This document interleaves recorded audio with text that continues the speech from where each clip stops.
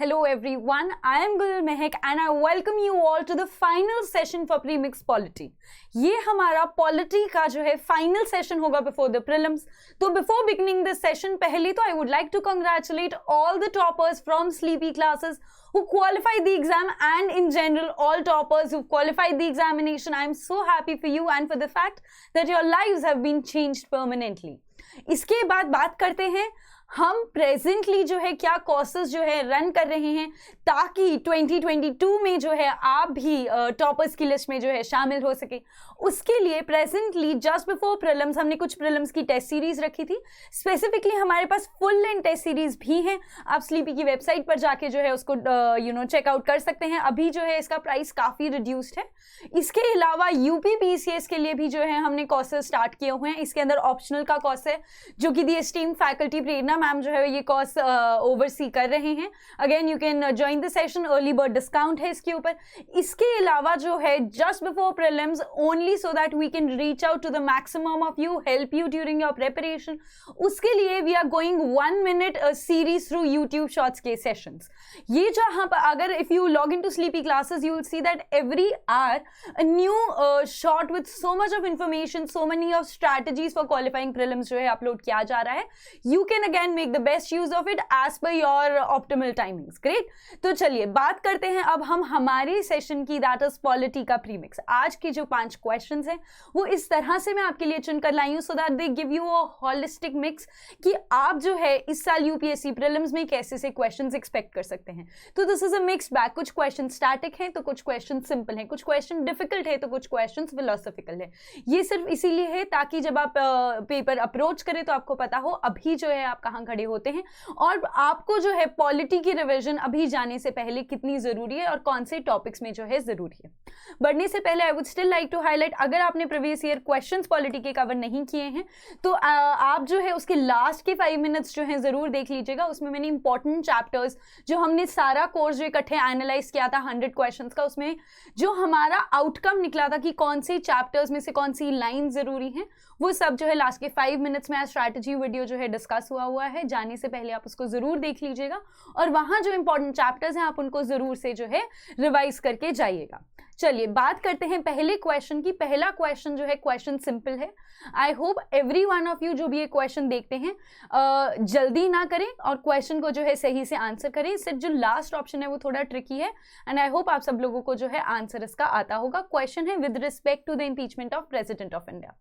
बात करते हैं नेक्स्ट क्वेश्चन के बारे में. नेक्स्ट क्वेश्चन जो है फिलोसॉफिकल क्वेश्चन है और इस तरह का क्वेश्चन बनाया है जो काफ़ी कम लोगों को जो है समझ में आएगा.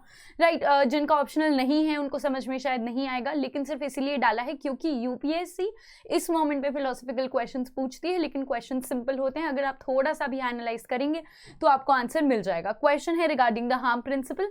चलिए बढ़ते हैं आगे. तीसरा जो क्वेश्चन मैं आपके लिए लेकर आ रही हूँ दैट इज रिगार्डिंग एक स्टैटिक पार्ट है कि definition of forest supreme court की कौन से केस में जो है आई थी. क्वेश्चन स्टैटिक है, अगर आता है तो ही अटेम्प्ट करेंगे. ऐसे क्वेश्चंस आपको यूपीएससी में मिलेंगे जो आपको लगेगा मैंने सारी लक्ष्मीकांत पढ़ी थी फिर भी मुझे स्टैटिक क्वेश्चंस क्यों नहीं आते, बट ये पार्ट ऑफ द प्रोसेस है. बहुत सारे बच्चों को जो है ऐसे क्वेश्चंस में दिक्कत आ सकती है. लेट्स सी आप ये क्वेश्चन अटेम्प्ट करते हैं या नहीं. चलिए बढ़ते हैं आगे और बात करते हैं doctrine of harmonious construction. Again question देखने में थोड़ा डिफिकल्ट हो सकता है, अगर तो इन डेप्थ स्टडी किया है तो आता होगा और अगर सिर्फ एलिमिनेशन भी लगाएंगे तो भी क्वेश्चन को सॉल्व जो है ज़रूर से कर पाएंगे. ठीक है, तो देखते हैं कौन कौन जो है इस क्वेश्चन को सही से आंसर करता है और बढ़ते हैं लास्ट क्वेश्चन की ओर. लास्ट क्वेश्चन मेरे फेवरेट टॉपिक में से है जो कि है कॉन्स्टिट्यूशनल फ्रेमवर्क के अंडर हिस्टोरिकल फ्रेमवर्क. यहाँ पर जो है हिस्ट्री पॉलिटी जो है कोलाइड करते हैं और ये वाले जो क्वेश्चन हैं बहुत ज़्यादा जो है ज़रूरी हो जाते हैं. राइट. तो आई होप आपने जो है इसको अच्छे से स्टडी ज़रूर किया हो एंड आई ऑल्सो होप कि आप सब लोग इसका आंसर सही से देकर आए. आई नो एक्ट्स बहुत कंफ्यूजिंग है बट साथ ही साथ पेपर के पर्सपेक्टिव से बहुत ज़्यादा ज़रूरी है. चलिए अब बात करते हैं एक एक क्वेश्चन के बारे में इन डिटेल. पहला क्वेश्चन है कि with reference to the impeachment of president of India consider the following statement. पहला है that only the elected members of the Rajya Sabha and the Lok Sabha can take part in the impeachment process. दूसरा है that the president can be impeached only for the violation of the constitution. तीसरा है that the term violation of the constitution has not been defined in the constitution. Option है 1 only, 2 only, 1 and 2 only and 2 and 3 only. यहाँ पे आप video को pause कीजिए और अपना आंसर जो है मुझे लिखकर बताइए कि आपको क्वेश्चन भी कैसे लगा और आंसर भी जो है आपका सही है या नहीं। तो देखिए पहला ऑप्शन जो है, चलिए इसको डिस्कस कर लेते हैं। तो पहला ऑप्शन है कि only the elected members of Rajya Sabha and Lok Sabha can take part in the impeachment process. गलत है। जब प्रेसिडेंट का जब इलेक्शन होता है उसमें जरूर ऐसे होता है, लेकिन जो इंपीचमेंट होता है उसमें ऐसा नहीं होता, उसमें ऑल मेंबर्स होता है इंक्लूडिंग द नॉमिनेटेड मेंबर्स होता है, right. President can be impeached only for the violation of the constitution, जहां ओनली आएगा ध्यान से पढ़ेंगे, बट ये ऑप्शन सही है। प्रेसिडेंट जो है याद रखना है, can be impeached only for the violation of the constitution. तीसरा, the term violation of the constitution has been defined in the constitution, कि क्या ये टर्म कॉन्स्टिट्यूशन में डिफाइंड है। तो अगेन ट्रिकी क्वेश्चन था, आई टोल्ड यू काफी बार जो है ऐसी चीजों में हम फंस जाते हैं, लेकिन the term violation of the constitution has not been defined in the constitution of India. तो इसीलिए इसका ऑप्शन है बी। इसका आंसर जो है आई होप सभी ने करेक्ट दिया हो प्रीलिम से पहले। चलिए एक बार फिर भी जो है क्विकली टर्म को रिवाइज कर लेते हैं। तो देखिए प्रेसिडेंट जो है अगेन सिर्फ इंपीच हो सकता है फॉर द वायलेशन। जो टर्म है वो कहीं पर भी जो है डज नॉट डिफाइन, कॉन्स्टिट्यूशन ने जो है इसको डिफाइन नहीं किया हुआ। अब क्या करेंगे, फटाफट से जो इंपीचमेंट का पूरा प्रोसेस है वो भी रिवाइज कर लेते हैं, क्योंकि आप वीडियो देख ही रहे हैं तो टाइम जो है अच्छे से मैनेज हो जाता है। तो देखिए इंपीचमेंट जो है चार्जेस किसी भी हाउस में इनिशिएट हो सकते हैं। ये जो चार्जेस होते हैं they should be signed by 1/4 of the members of that house, जो ये चार्जेस को फ्रेम कर रहा है, और 14 डेज का नोटिस जो है should be given to the president. After the impeachment resolution is passed by majority of 2/3 of the total membership of the house. तो अगर आपसे पूछा जाए कि कितनी मेजॉरिटी से जो है पास किया जाता है, तो 2/3 of the total majority of the house. तो ये कहां पे भेजा जाता है, दूसरे हाउस को, टू इन्वेस्टिगेट द चार्जेस।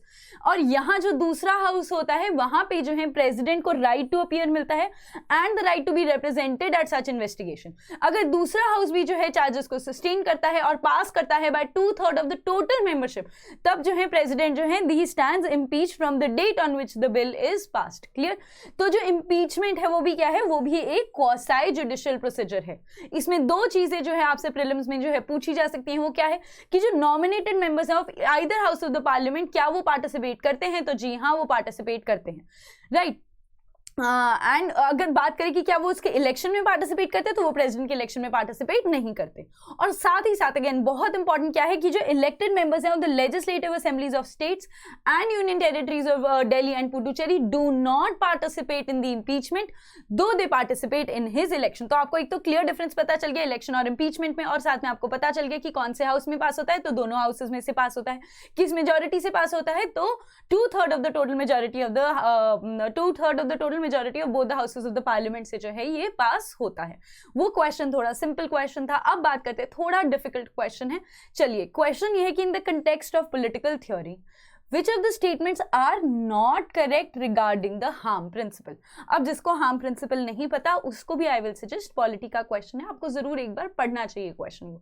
तो क्वेश्चन क्या बोल रहा है, it provides that a government must prevent any physical harm to its citizen and it is responsible to protect their life and property also। तो टर्म सोचिए कि it provides that the government must prevent any physical harm। पौड़ियों से गिरना is also a physical harm, road accidents are also a physical harm। कितना सारा like you know किसी ने आपको एल्बो मार दिया, that is also physical harm. आपको कंपस लग गया, that is also physical harm, right. तो government must prevent any physical harm to its citizen. तो एनी जो है अपने आप में एक बहुत ब्रॉड टर्म है। As it is responsible to protect their life, right to life article 21 फिर भी समझ में आता है, and property, right to property fundamental right भी नहीं है। तो इतना बड़ा statement and that too very you know strong statement, तो ये क्या हो जाता है, थोड़ा अब्सर्ड लगता है हार्म प्रिंसिपल के अकॉर्डिंग, राइट। दूसरा क्या है, the right to protection of life is the right of this principle, is a reflection of this principle. अगर हम बात करें right to protection of life और हार्म प्रिंसिपल के बारे में, तो यहाँ आप थोड़ा सा जो है फंस सकते हैं कि यार क्या जो है हार्म प्रिंसिपल वो right to protection of life के बारे में बात करता है या नहीं, क्योंकि ऐसे लगता है कि हार्म प्रिंसिपल जो है सबसेट होगा right to protection of life का।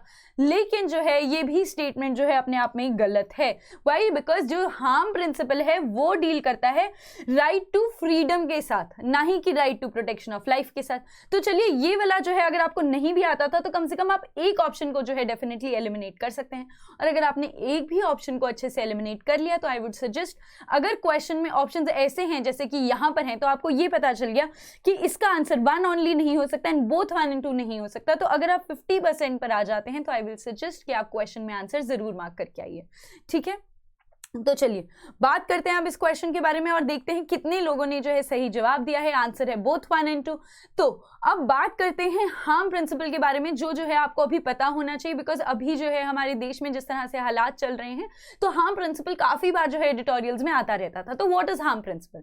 हार्म प्रिंसिपल जो है ये कहता है कि people should be free to act as they wish. आप जो करना चाहते हैं अपनी जिंदगी में, जिस पेडेस्टल तक आप पहुंचना चाहते हैं, आप पहुंच सकते हैं, unless their action cause harm to somebody else। इसमें सिंपल सा अगर मैं आपको एग्जांपल दूं तो वो ये है कि your freedom to swing your fist. अगर आप अपनी फिस्ट जो है घुमाना चाहते हैं तो आपका जो फ्रीडम है वो वहां खत्म होता है जहां पे दूसरे इंसान का नोज आ जाता है ताकि उसको चोट ना लगे। क्लियर? तो unless you are not harming anybody, you are free to movement, free to do anything in life जो भी आप करना चाहते हैं। तो harm principle जो है वो constraint करता है on a person from acting in a way that may cause harm to others. However, if you are not causing harm to others, you are free to do whatever you want. किसने propose किया था? तो propose किया था John Stuart Mill ने। It means that people should be free to act in a way that they want, however they should not cause harm to somebody else। ठीक है, अब दूसरा स्टेटमेंट जो हमें डाउटफुल था, तो इसका आंसर क्या है? देखिए, जो राइट टू फ्रीडम है वो जो है reflection of the harm principle, right, not the right to protection of life and liberty. वो तो personal due process of law और ये सब चीजों के बारे में जो है बात करता है, राइट। तो यहां पर जो हम बात कर रहे हैं that is right to freedom. तो जब कॉन्स्टिट्यूशन में जो है जब ये बात जो है स्टार्ट होती है तो आप रीजनेबल रिस्ट्रिक्शंस देखते हैं। रीजनेबल रिस्ट्रिक्शंस में क्या लिखा होता है कि जो लोगों का राइट है वो जस्टिफिएबली कंस्ट्रेन किया जाता है on the freedom of individuals. क्यों? क्योंकि जो सॉवरेनिटी है एंड जो इंटेग्रिटी है of India and public order है, including the maintenance of traffic in the area concern, और भी बहुत सारी चीजों की वजह से जो है, अगर हम ट्राइबल्स के राइट्स को देखें, अगर हम रिलेशन विद फॉरेन स्टेट्स को देखें, उन सब रीजंस की वजह से क्या है, हमारा जो फंडामेंटल राइट है आर्टिकल 19 के अंडर जो है उसको जो है राइट टू फ्रीडम जिसको हम कहते हैं उसको रिस्ट्रिक्ट किया जा सकता है ताकि जो है किसी और को हार्म ना पहुंचे। और यही बात कौन करता है? यही बात करता है हार्म प्रिंसिपल। तो इसीलिए हार्म प्रिंसिपल जो है राइट टू लाइफ के साथ एसोसिएटेड नहीं है। जो मैं आपको बता रही थी procedure establish by law and due process of law वाली बातें करता है, whereas it is associated with right to freedom, जहां पे बात करता है you have the right to freedom unless जो है हमें यहाँ पे रीजनेबल रिस्ट्रिक्शन लगानी पड़े। क्यों? क्योंकि किसी और को हार्म मत पहुंचे। Am I clear? Harm principle इसीलिए इंपॉर्टेंट है, as I said again, because बहुत बार एडिटोरियल्स में जो है इसका जिक्र होता रहता था, तो I made a question on this. चलिए बात करते हैं तीसरे क्वेश्चन के बारे में। आप अगेन वीडियो को पॉज कर लीजिए और ये क्वेश्चन को आंसर करके देखिए कि क्या जो है आपको इस क्वेश्चन का आंसर आता है या नहीं आता। तो देखिए, ये जो क्वेश्चन है सिर्फ इसीलिए रखा गया है आपको ये बताने के लिए कि अगर आपको ऐसा क्वेश्चन आ जाता है तो उसको ईगो पे नहीं लेना। क्यों? क्योंकि पॉलिटी मेरा स्ट्रॉन्ग सब्जेक्ट है, तो पॉलिटी के हर क्वेश्चन को मैं अटेम्प्ट करके आऊंगा या करके आऊंगी। अगर आप लास्ट ईयर की कट ऑफ देखेंगे तो जनरल की कट ऑफ सिर्फ 87.45 गई है। इसका मतलब ये है कि यूपीएससी कॉन्स्टिट्यूशन के हिसाब से फिलोसफिकल क्वेश्चंस पर ज्यादा आ चुके हैं। यूपीएससी जो है थोड़े डिफिकल्ट क्वेश्चंस पर आ चुके हैं। इवन जो फैक्ट्स यूपीएससी पूछ रहा है इस मोमेंट पे वो बहुत ज्यादा डिफिकल्ट और ट्रिकी फैक्ट्स जो हैं वो हो सकते हैं। तो इसीलिए जो है हमें ध्यान रखना है, ईगो पर नहीं लेना है और इमोशनल भी नहीं होना है। बहुत सारे बच्चे जो है मुझे आके ये बताते हैं मैम हम बहुत इमोशनल हो गए थे एंड में, हमें ये पता था कि मेनका गांधी केस जो है इसका आंसर नहीं हो सकता, तो हमने रैंडमली जो है कोई भी जो है आंसर लगा दिया। तो ऐसे नहीं करना है। आता है तो अटेम्प्ट करना है, एलिमिनेशन से अगर एलिमिनेट होता है तो करना है। 50% तक अगर आप पहुंचते हैं तो ही जो है क्वेश्चंस एलिमिनेट करना है। ये जो है ये इसीलिए बता रही हूँ क्योंकि कॉन्स्टेंटली यूपीएससी का जो कट ऑफ है पहले 98 फिर 92 और अब 87.54, तो जो कट ऑफ है वो बहुत नीचे नीचे जा चुका है। तो इसीलिए जो है हमें हमारी स्ट्रैटेजी जो है उस अकॉर्डिंग रखनी है। लेकिन अगेन अगर पेपर बहुत ईजी आता है तो then you are more than free, आप जो है अच्छे से पेपर को अटेम्प्ट कर सकते हैं। तो देखिए, अगर ये क्वेश्चन मेरे पास आ जाता तो मैं क्या सोचती, मैं ये सोचती कि Maneka Gandhi versus state of Rajasthan article 21 procedure establish by law due process of law वाला जो पूरा केस है ये तो उससे डील करता होगा, तो ये जो है आंसर में नहीं आ सकता। दूसरा मैं सोचती PUCL versus union of India, ये जो है मैंने कहीं पढ़ा हुआ है, राइट, लेकिन जो है मैंने इसको डेफिनेशन ऑफ फॉरेस्ट से रिलेटेड जो है नहीं पढ़ा हुआ, तो मेरे पास जो है कंफ्यूजन रह जाती है MC Mehta versus union of India case में। तो इस केस में जो है मैं आंसर को जो है मार्क कर कर आ जाती। तो चलिए बात करते हैं कि डेफिनेशन ऑफ फॉरेस्ट कौन सी केस ने एक्सपैंड किया था। ये इसलिए इंपॉर्टेंट है क्योंकि अगेन फॉरेस्ट रिलेटेड राइट्स जो हैं काफी ज्यादा न्यूज में रहते हैं और ऐसे क्वेश्चन जहां पे ऐसी जजमेंट्स आती हैं जो कि काफी इम्पैक्टफुल जजमेंट अमेंडमेंट्स होती है उनके बारे में हमें पता होना चाहिए। तो देखिए टिल 1996 जो कंसर्न्ड अथॉरिटीज थी वो फॉरेस्ट को जो है सिर्फ उन फॉरेस्ट को मानती थी जो कि इंडियन फॉरेस्ट एक्ट 1927 में जो है नोटिफाइड थे। लेकिन सुप्रीम कोर्ट का जजमेंट आता है NTN गोदावर्मन केस, ये केस आपको याद रखना है। यहां पर जो डेफिनेशन है फॉरेस्ट उसको जो है एक्सपैंड कर दिया गया। तो क्या बना दिया गया, new definition of forest. So the forest land in India includes unclassified forest, demarcated forest, existing or deemed forest, protected forest, reserved forest, sanctuaries, national parks etcetera. अगर आपसे यहाँ पे यूपीएससी जो है एक तो ये पूछ लेती है कि कौन से केस में आता है, तो you know TN Godavarman case, और साथ में अगर यूपीएससी आपसे पूछ लेती है कि क्या the present definition of forest land also include sanctuaries and national parks, आप कंफ्यूज आपको नहीं होना है, रिजर्व फॉरेस्ट भी इसका पार्ट है, सैंक्चुरीज भी और नेशनल पार्क्स भी एटसेट्रा भी। ठीक है, तो चलिए आप देख सकते हैं कि कैसे पॉलिटी और एनवायरमेंट ऐसे क्वेश्चन जो है बहुत सारी जगह पर जो है ओवरलैप जो है आपको मिलेगा। तो चलिए अगेन अब फोर्थ क्वेश्चन के बारे में बात करते हैं। क्वेश्चन अगेन देखने में डिफिकल्ट है, लेकिन अगर आप क्वेश्चन को ध्यान से एलिमिनेट करेंगे तो क्वेश्चन को एलिमिनेशन टेक्निक से सॉल्व करना बहुत आसान है, राइट। तो अभी again pause the video and let's see how many of you answer the question correctly. तो चलिए क्वेश्चन क्या बात करता है, क्वेश्चन बोलता है कि explain the doctrine of harmonious construction. तो वर्ड, चाहे मुझे डॉक्ट्रीन जो है वो नहीं पता है, बट मैंने यहाँ वर्ड देख लिया हार्मोनियस कंस्ट्रक्शन। हार्मनी का क्या मतलब होता है, प्यार, मोहब्बत, you know, harmony, brotherhood, fraternity, that is what is harmony. Harmony वो होता है जहां पर पीस होता है, जहां पर हैप्पीनेस होती है, लेकिन जहां पर क्या होता है, जहां पर लड़ाई नहीं होती, जहां पर जो है वॉर, कन्फ्लिक्ट, इन सब चीजों की जगह नहीं होती। हार्मोनियस होता है smooth conduction of relationship between two people. तो चलिए अब ऑप्शंस पढ़ते हैं कि कहां कहां पर हमें लगता है कि हार्मोनियस जो है रिलेशंस हो सकते हैं। तो देखिए, legislative competence of the parliament and the state legislature are demarcated into different subjects under union list, state list and concurrent list. तो देखिए ये जो है ये बात कर रहा है कि डिवीजन ऑफ सब्जेक्ट्स के बारे में। ये हार्मोनियस कंस्ट्रक्शन के साथ वैसे रिलेट नहीं करता, लेकिन अगर मैं इसको बहुत ज्यादा एक्स्ट्रापोलेट करूं तो मैं ये सोच सकती हूँ कि अगर जो है डिवीजन ऑफ सब्जेक्ट्स हो जाएगा तो कन्फ्लिक्ट्स जो है कम होंगे, तो इसीलिए मे भी थोड़ी सी हार्मनी जो है हम सोच सकते हैं। मतलब this is only me as a candidate in the examination who does not know what is doctrine of harmonious construction. दूसरे ऑप्शन पर आती हूँ। दूसरा ऑप्शन है a legislation made by the state legislature in the state list is trespassed by the parliament. तो ये harmonious legislation से जो है, हार्मोनियस कंस्ट्रक्शन से डील करता हुआ मुझे नहीं लग रहा। तीसरा है power of courts to declare a law void if it infringes the fundamental rights. तो ये तो बिल्कुल नहीं है, क्यों? क्योंकि ये तो जुडिशियल रिव्यू, ये तो आर्टिकल 13 है, ये जो है इसका ऑप्शन नहीं हो सकता। चौथा, fundamental rights and DPSP should go hand in hand. अगर मैं देखूंगी ये ऑप्शन तो मुझे लगेगा ये जो है हार्मनी के साथ जो है डायरेक्टली जो है इसके बारे में बात कर रहा है, राइट। तो और मुझे ये पता है B और C ऑप्शन नहीं है और मेरे पास दो ऑप्शंस बच गए, तो मैं जो है इसका answer fundamental rights and DPSP should go hand in hand जो है जरूर से लगाकर आती, अगर मुझे ये आंसर नहीं आता होता, right. But as a matter of fact doctrine of harmonious construction जो है हम नॉर्मली भी जो पॉलिटी कवर करते हैं तो डेफिनेटली पढ़ लेते हैं। चलिए तो ऐसे करते हैं। अब आई होप आप सब लोगों ने इसका आंसर सही दिया, और नहीं जिन्होंने दिया उनको मैं एलिमिनेशन से जो है आई होप समझा सकी हूँ कि ये कैसे जो है सॉल्व करना था। अब हमारे पास 4 इंपॉर्टेंट डॉक्ट्रिन्स है जो मैं चाहती हूँ कि एग्जाम से पहले अगर आपने नहीं पढ़े हैं और अगर पढ़ लिए हैं तो जो है हम क्विकली क्या करें, हम उनको रिवाइज कर लें। तो पहला डॉक्ट्रिन हमारे पास जो आ जाता है वो है doctrine of colourable legislation.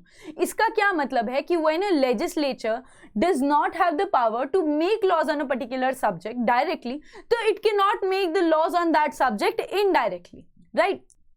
So whenever the union or the state जो है वो encroach कर sorry there was a technical glitch at my end, so let's continue। हम बात कर रहे थे डॉक्ट्रिन ऑफ कलरेबल लेजिस्लेशन की। इसका मतलब ये होता है कि अगर एक लेजिस्लेचर जो है उसके पास पावर नहीं है to make a law on a particular subject directly, तो वो जो है उसके ऊपर इनडायरेक्टली जो है लॉ मत बनाए, इनडायरेक्टली जो है दूसरी लिस्ट के सब्जेक्ट को जो है वो इंक्रोच मत करें। तो जब भी यूनियन या फिर स्टेट जो है इंक्रोच करता है उनकी खुद की ओवर एंड अबाउट जाता है उनकी खुद की लेजिस्लेटिव कॉम्पिटेंस को और ऐसे लॉज बनाता है, तो उसको बोलते हैं कलरेबल लेजिस्लेशन वाले लॉज। आर्टिकल 246 जो है हमें पता है डिमार्केट करता है कि क्या है legislative competence of the parliament और क्या है legislative competence of the state legislature by outlining the different subjects under the union list, the state list and the concurrent list. दूसरा इंपॉर्टेंट जो डॉक्ट्रिन है हमारे पास वो है doctrine of pith and substance. क्या बात करता है doctrine of pith and substance? ये बोलता है कि when legislation is made by one of the legislatures and it is challenged और ट्रेस्पास्ड बाय अदर लेजिस्लेचर्स। तो इसका मतलब ये है कि जब कोर्ट को जो है ये डिटर्मिन करना पड़ जाए whether a particular law relates to a particular subject, the court looks to the substance of the matter, कि अब एक पर्टिकुलर लॉ है वो रिलेट कर रहा है टू अ पर्टिकुलर सब्जेक्ट, तो कोर्ट को ये चेक करना पड़ता है कि क्या जो लॉ है वो सच में उसी सब्जेक्ट पे डील करने के लिए बनाया गया था, या लॉ जो है दिखाने को उस सब्जेक्ट पर डील कर रहा है लेकिन जो है एड्रेस कर रहा है वो किसी और इश्यू को, राइट। तो doctrine of pith and substance जो है वो यूजुअली अप्लाई होता है where the question arises of determining whether a particular law relates actually to a particular subject mentioned in the 7th schedule या फिर नहीं। तो क्वेश्चन क्या होता है, कोर्ट जो है सब्सटेंस ऑफ द मैटर, जो मतलब जिस सब्जेक्ट पर लॉ बनाने की बात है, क्या वो लॉ एक्चुअल उस सब्जेक्ट को केटर कर रहा है या नहीं, कौन देखता है doctrine of pith and substance.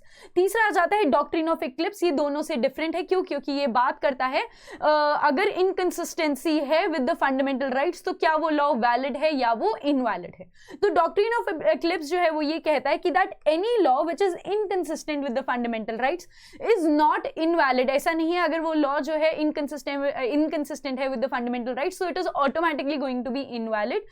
तो जो inconsistency है उसको कैसे रिमूव किया जा सकता है, उसको रिमूव किया जा सकता है by a constitutional amendment in case of a conflict। तो doctrine of eclipse जो है is contended in article 13 clause 1 of the Indian Constitution। और article 13 किससे डील करता है, जुडिशियल रिव्यू से डील करता है। वो क्या पावर कॉन्फर करता है, तो वो पावर कॉन्फर करता है on the courts to declare a law or act void if it infringes the fundamental rights। Clear?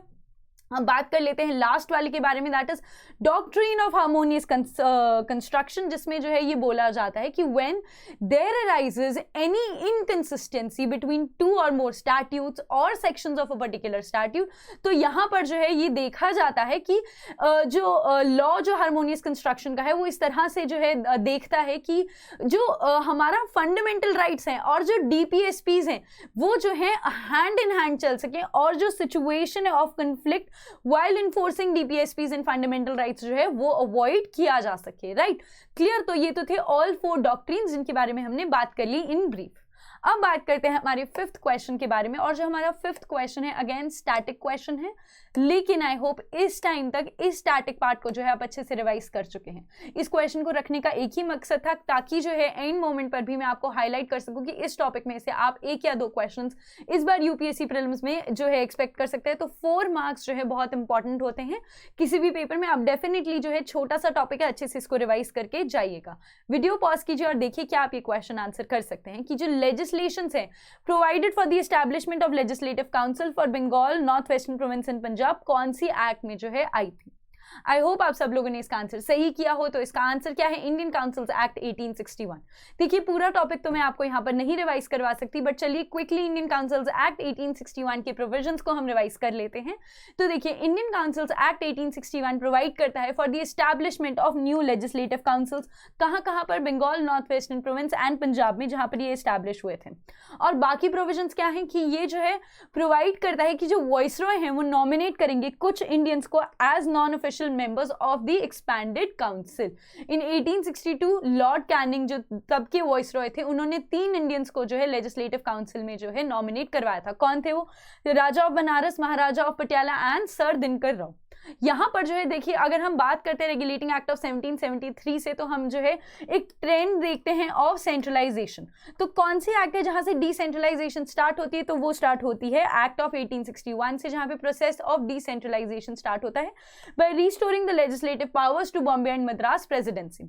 It empowered the viceroy to make rules and orders for the more convenient transaction of business. साथ ही साथ इसने portfolio system को भी जो है recognition दी, जैसे कि अगर एक पर्टिकुलर इंसान है, कोई पर्टिकुलर मिनिस्टर है, तो वो पर्टिकुलर सब्जेक्ट के लिए जो है रिस्पॉन्सिबल होंगे, जो उनके अंडर होगा। तो वो हो गया पोर्टफोलियो सिस्टम। और किसने इसको इंट्रोड्यूस किया था? लॉर्ड कैनिंग ने इंट्रोड्यूस किया था इन 1859। साथ ही साथ इसने एम्पावर किया वॉइसरॉय को टू इश्यू ऑर्डिनेंसेस, जब लेजिस्लेटिव काउंसिल जो है विदाउट द मतलब उसके अगेंस्ट भी है तो भी without the concurrence of the legislative council during an emergency. और ये जो लाइफ होनी थी ऑफ सच एन ऑर्डिनेंस, उसका क्या होना था? That was to be of 6 months। So this is all from my end. This was the last polity premix. I hope आपके लिए सारी सीरीज जो है बहुत अच्छी रही। जाने वक्त जो है मैं आपके लिए स्ट्रेस आउट कर रही हूँ कि कुछ इंपॉर्टेंट चैप्टर्स हैं जो आप जरूर से देख कर जाइएगा। क्या है वो chapters? Fundamental duties, DPSPs, historical framework, right, parliament and state legislature, ये चैप्टर्स जो हैं पॉलिटी के लिए बहुत ज़्यादा ज़रूरी हैं. I hope I see you all at the other end smiling after the examination. Thank you so much.